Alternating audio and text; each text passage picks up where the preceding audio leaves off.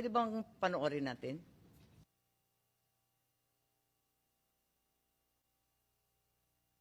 Kayo, kanina pa eh. Hindi naman lahat, ilan ang hinuli ngayong araw na ito, sir? Sa iba-ibang mga krimen. Ilan ang binigyan ng ganitong... Kasi nandito kayo lahat eh. Yung isang tao. Ilan ang binigyan ng Nag-iisang tao, dami krimen sa labas. Siya daw Nandito sa kayo. namin. Sir, hindi kami Sir, ma'am, humingi ng please, pabor. ma'am. Just invoke Article 59. Bakit hindi yan magawa-gawa? Attorney, you will be removed That's from... precisely the point that I'm saying. Ano That's yung laman precisely yan? Huwag kayo mag-ano, huwag kayo, please lang, bawal hawakan. Attorney, you will be removed Bawal from... hawakan! Bawal hawakan. Tumayo ka na lang. Bawal The right to hawakan. counsel is something that has to be observed Right to counsel. and Huwag respected. kayong umawak. Huwag kayong pakialam sa kanya. Huwag yan. Ano niya, lawyer? Ano niya, lawyer? Bawal. Huwag na tayo... Nag-uusap pa kami. Huwag mo hawakan yung lawyer. Huwag mo hawakan. Nag-uusap pa kami. Hawakan. Huwag mo hawakan. Huwag ba? Nag-uusap pa kami. Attorney, please... Huwag mo hawakan. Is this what you want? Is this what you want, Mr. President? Huwag mo hawakan. Time lang eh. Kayo mga Huwag mo hawakan yung nanay ko! Tangina mo! Hindi, sandali. Yung mga sundalo, tanungin ko kayo, anong kasalanan ko? Okay, dito sa video nakikita na si General Torre hinihila yung abogado. Standard procedure po ba ito ng Madam Chair? PNP? Bakit mo kinakaladkad yung abogado? Hindi ba karapatan ng isang akusado, arestado na magkaroon ng abogado? Bakit ayaw ninyong palapitin yung abogado?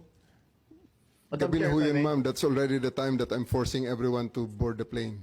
I'm already forcing the former president to board the plane, ma'am. Tapos na yung napakarami ng optics sa kanilang ginawa dyan, ma'am. And Interesting use po of force. You were forcing them.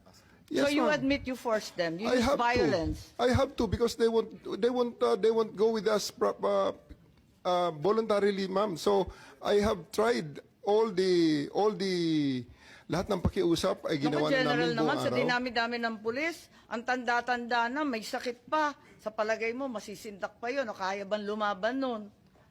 In fairness to the president, ma'am, after I handcuffed E.S. Mijaldea and told Attorney Delgado that he's the next one to be handcuffed and boarded on the bus, the former president actually acceded and said, sige na, alis na tayo.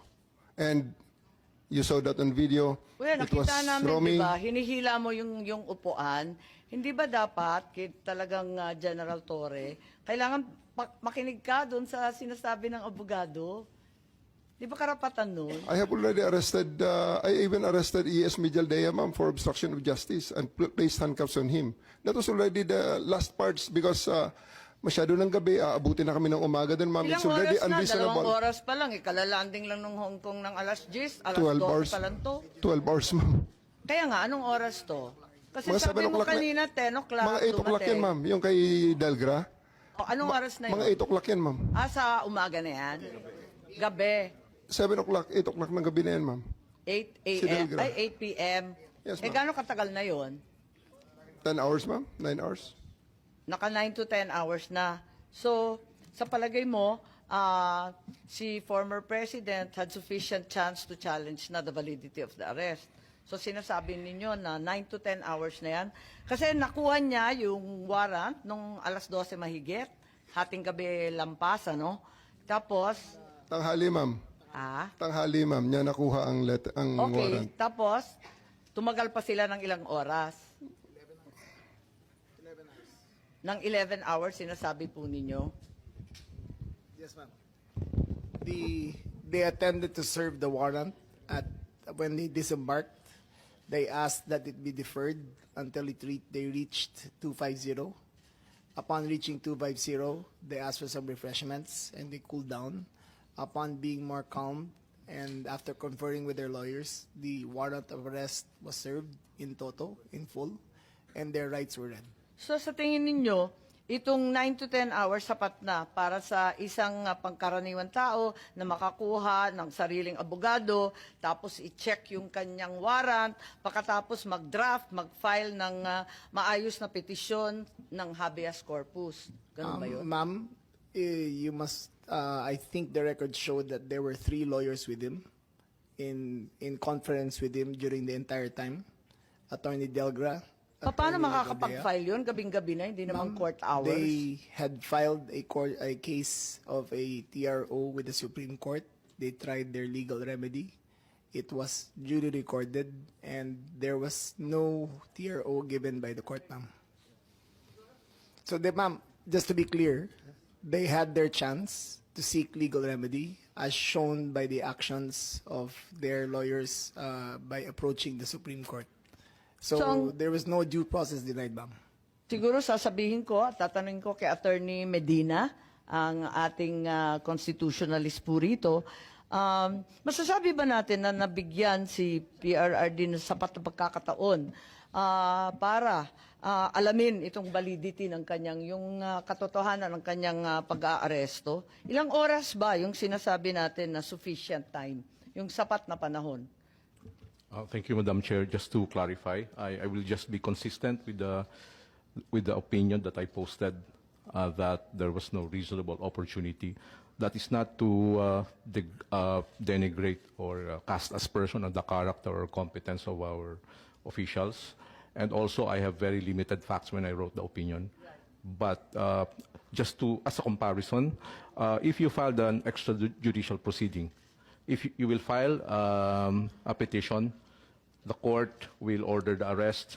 The subject of the arrest will have the opportunity to answer, and then the court will have the opportunity also present evidence. The court will have the opportunity to weigh the evidence, and then issue the ruling. For example, in the case of Mark Jimenez, he had more or less over a year to dispute his extradition. So if that would be the standard, that might be considered reasonable opportunity to be heard. So yung sinasabi nila na naka-10 oras na nag-iintay, talagang panay pa rin ang tutol, hindi sapat na panahon yun. Kasi magpipila ka pa ng kaso, magdadraft ka pa ng petisyon, dadalhin mo pa. Hindi po ba? So hindi pa rin sapat kahit sabihin natin matagal sila nandun sa airport? I will just be consistent with what I wrote, Your Honor. My initial view was yes, 6 hours, office hours, or less, 5 hours, to seek relief from the courts may not be characterized as reasonable opportunity to be heard. Of course, that is disputable. That's just my personal opinion with limited facts. I'm sure the officers concerned have good reasons, and that can easily be disputed in court. Thank you.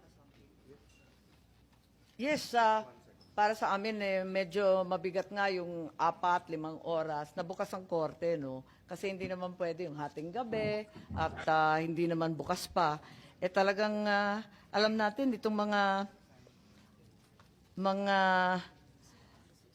extradition at kung ano-ano pa, talagang taon-taon yan tumatagal. Hindi oras-oras, kahit naiinip na tayo. Kahit sinasabi ni General Torre, nakakapikon na yung optics nila. Kung ano-ano nang ginagawa, kinakailangan pa rin binibigyan natin ng pagkakataon. So, sa palagay mo, ilang oras ba dapat? Kasi hindi naman bukas ang korte nun, hindi naman office hours eh.